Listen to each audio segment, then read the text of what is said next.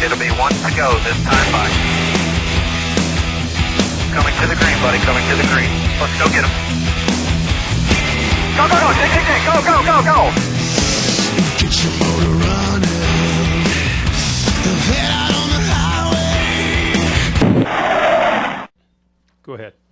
Carl Sue Bredding from Phoenix International Raceway.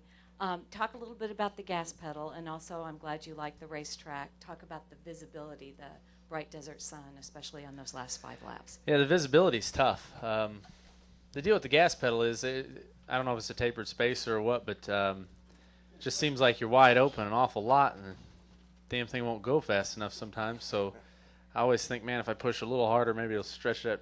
You know, maybe they don't have it wide open all the way, set on the butterflies. And I was pushing, and the thing collapsed and bent down. So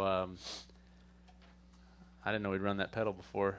Must have just been trying harder. So so that's what happened with the pedal. And then when that moves, now your whole settings for where and I wasn't sure if it was going to come up when I pulled up on it. When I let off of it, so it made me a little nervous. But the racetrack is great. I mean, when you have a slick racetrack that has multiple grooves, the visibility is a little tough. I mean, that's racing, If everything's perfect, then it's not the same challenge. So to me, to have some bumps out there, some curbs, apron, sun in your eyes, all that stuff, I mean, that's fun. And I like racing at this place a lot. Got some questions back in the back. I think Pockrass, Dave, and then Jenna. Bob Pockrass, NASCAR scene. Carl, if you had come out second on that pit stop, could you have gotten by Harvick? I mean, was your car getting that much better during the race? How many laps ago? It was like 70-something laps ago. I think we would have been able to get by him. Kevin's really good here, and I'm sure he would have made it really tough, but our car was really good too. So I think before that pit stop, we were running him down pretty good. I think we were going to be able to get by him, but definitely that pit stop helps. Anything you can get. If you don't have to race with a guy, for lap after lap to get by him, if you can beat him on pit road, that's a blessing right there. That's a gift. Jenna? Carl, I was just looking at your stats, and you've not finished lower than 5th in the Nationwide Series since California. And in the Cup Series, if you throw out Talladega and Charlotte, you've not finished lower than 3rd since the chase started. So both series, you're pretty much on it. Have you ever been on a streak like this where everything's clicking and everything you're doing? Well,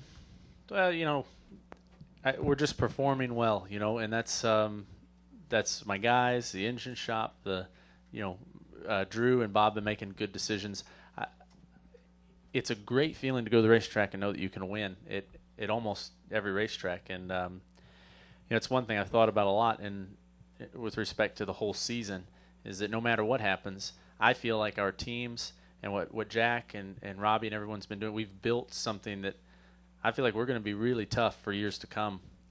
Especially with this new car. So, this success lately, when I'm not wrecked or having parts that fail, that really makes me excited about next year and the year after, and I think we have a lot to look forward to. Other questions? Bob has another one. For Carl, what as far as Homestead goes, I mean, do you have a car saved at all for this race? And what do you think about that track and the progressive banking, and does it fit your style?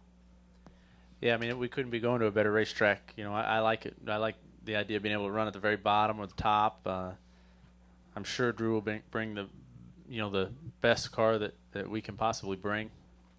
I just hope it's fast enough. We can do this. Any further questions for Drew, Jack, or Carl? Bob has another one. This is for Jack. I have a question about last night when you sent some guys, or some of your guys went and helped out fix Hornaday's truck. Most of us kind of thought maybe you were hoping to see an American manufacturer win, but I wanted to ask and see if that was the case, or if there's something about Harvick's team or Hornaday that you wanted to help out. Well, the thing about Hornaday is that he's Drew Blickensderfer's father-in-law. And so every time the Hornaday has run into one of our guys in the truck series, which has happened repeatedly, Drew's paid a price. I've thrashed him pretty hard for it. And so I felt that I owed Drew that last night, since we had capacity, we had fabricators, and we didn't have anything involved in the wreck. And Kevin Harvick flagged me down when he was in the Nationwide car ready to qualify, and I'd walked up to watch one of our guys qualify on the line before they went on pit road. He flagged me over and wanted to thank me, and he did thank me, and I appreciate that. I said, don't misunderstand. I do not like Ron Hornaday. I don't want anybody to get that impression, but he was the lesser. He was definitely the lesser of the evils that I was confronted with, and so you need to pick your friends as carefully as you need to pick your enemies, and I had a chance to define some space there, and I think I made the right call. Go ahead, Jim.